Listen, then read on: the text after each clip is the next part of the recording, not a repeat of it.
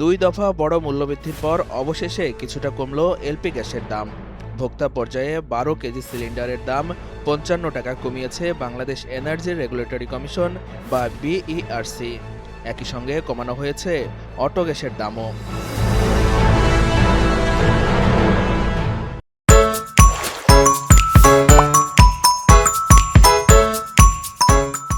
মঙ্গলবার ২ জুন এক ঘোষণায় বাংলাদেশ এনার্জি রেগুলেটরি কমিশন জানায়, নতুন সিদ্ধান্ত অনুযায়ী ১২ কেজি এলপি গ্যাসের সিলিন্ডারের দাম ১,৯৪০ টাকা থেকে কমিয়ে নির্ধারণ করা হয়েছে ১,৮৮৫ টাকা।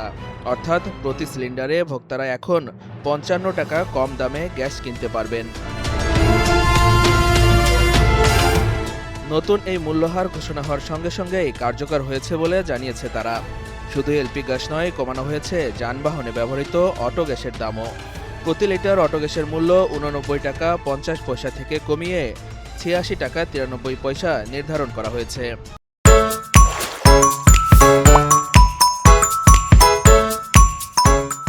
জ্বালানি খাতে সংশ্লিষ্টদের মতে, আন্তর্জাতিক পর্যায়ে এলপিজির দামের ওঠানামার কারণেই দেশের বাজারে প্রতি মাসে মূল্য সমন্বয় করা হয়। সেই ধারাবাহিকতায় এবার কিছুটা কমানো হয়েছে গ্যাসের দাম। তবে এই মূল্য হ্রাসের আগে গত কয়েক মাসে এলপি গ্যাসের দাম ব্যাপকভাবে বেড়েছিল।